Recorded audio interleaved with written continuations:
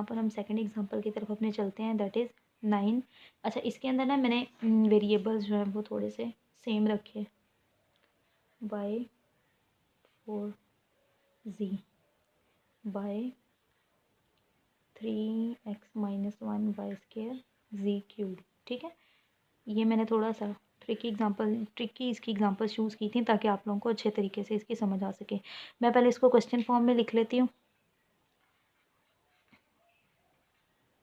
Divided by 3x-1 y² z cube. ठीक है, मैंने इसको क्वेश्चन फॉर्म में लिख लिया। अब अगर मैं इन दोनों के साइंस देखूँ तो देखें both the terms have same science ना। ठीक है, जब both the terms have same sign, multiplication और डिवीजन में अगर दोनों टर्म के सेम साइन हो तो आंसर में क्या आना चाहिए, प्लस आना चाहिए। लुक, मैंने यहाँ पर प्लस लिख दिया। ठीक है, फिर नेक्स्ट रूल था कोएफिशिएंट को सॉल्व करना, तो कोएफिशिएंट को सॉल्व करते हैं। इट्स 3 × 3 9 होता है। ठीक है, तो मैंने यहाँ पर कोएफिशिएंट को भी सॉल्व कर लिया, हो गया। अब हमने नेक्स्ट सॉल्व करना है वेरिएबल्स को। लेट चेक, यहाँ पर नीचे x है बट ऊपर कोई x है, नो x नहीं है। इट्स मीन के x में कोई चेंज नहीं आएगा। लेकिन यहाँ पर पावर जो थी वो नेगेटिव थी, तो मैंने ये क्वोशंट रूल के अंदर, बल्कि ये देखें, ये नेगेटिव एक्सपोनेंट के अंदर मैंने पढ़ा था ना, ये देखो ये रहा। अगर डिनोमिनेटर में नेगेटिव पावर हो तो उसको पॉजिटिव बनाने के लिए मुझे ऊपर लेके जाना पड़ेगा। हमने हर मुमकिन कोशिश करनी होती है कि वेरिएबल जो होते हैं ना वो हम अपने डिवीजन वाले आंसर के अंदर पॉजिटिव रखें।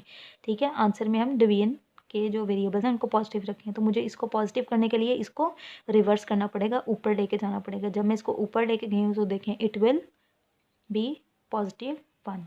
फिर आगे आ जाते हैं। हाँ, यहाँ पर भी y है, इधर भी y है, दोनों लाइक वेरिएबल्स हैं। तो लाइक वेरिएबल्स के लिए क्या करना है हमने, same variables if the bases are same.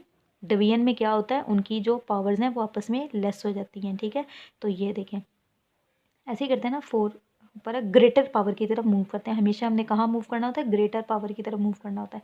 नीचे +2 था तो ये ऊपर जाके -2 हो जाएगा। देखें मैंने स्मॉलर पावर की तरफ से ग्रेटर पावर की तरफ को मूव किया।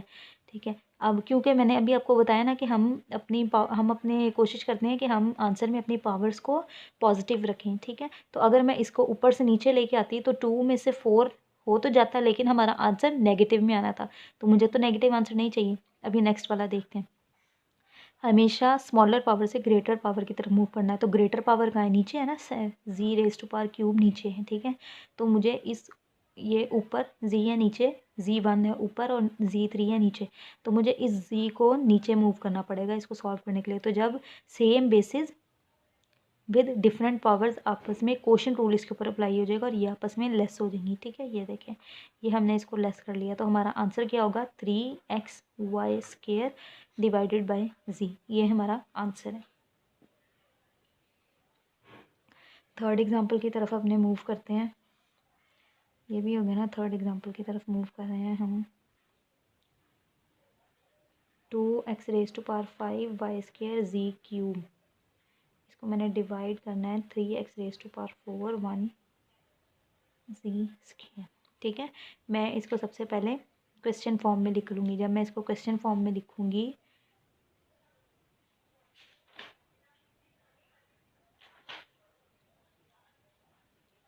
अच्छा जब मैं इसको क्वेश्चन फॉर्म में लिखूँगी ना तो ये हो जाएगा 2x⁵ y² z cube.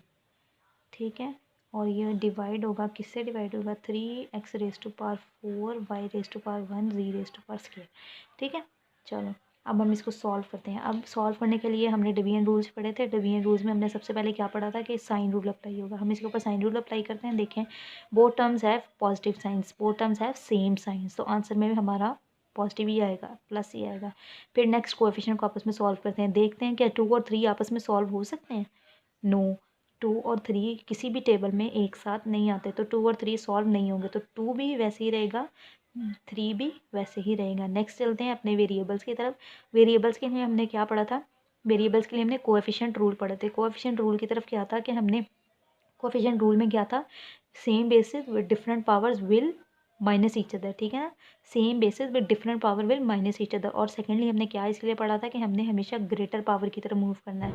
Greater power 5 है तो मुझे इस 4 को 5 की तरफ लेके जाना होगा। सेम बेसिस है तो ये आपस में माइनस हो जाएंगी। यहाँ पर आगे देखते हैं, यहाँ पर भी वाई स्केयर ऊपर है और वाई 1 नीचे है, तो वाई स्केयर में से 1 -1 लेस हो जाएगा। यहाँ पर भी ग्रेटर पावर ऊपर है और स्मॉलर पावर नीचे है, ठीक है। तो ये क्या होगा, 2x raise to power 1 y raise to power 1 z raise to power 1 और इनके नीचे यहाँ पर 3 आ जाएगा। ये हमारा आंसर है, ठीक है। तो मेरे ख्याल है कि इतने एग्जांपल्स इसके लिए काफ़ी हैं। हर जगह आपने इसको इसी तरीके से सॉल्व करना है। तो आप देखेंगे ना, तो यहाँ पर मोनोमियल्स हैं। ये भी मोनोमियल था, ये भी मोनोमियल है, ये भी मोनोमियल है, ये भी तो मोनोमियल के लिए हम यूजुअली क्या यूज़ करते हैं, सिंपल डिवीजन मेथड यूज़ करते हैं। लॉन्ग डिवीजन मेथड कहाँ यूज़ होता है, जहाँ पर बाइनोमियल्स या ग्रेटर पॉलिनोमियल्स हो। हम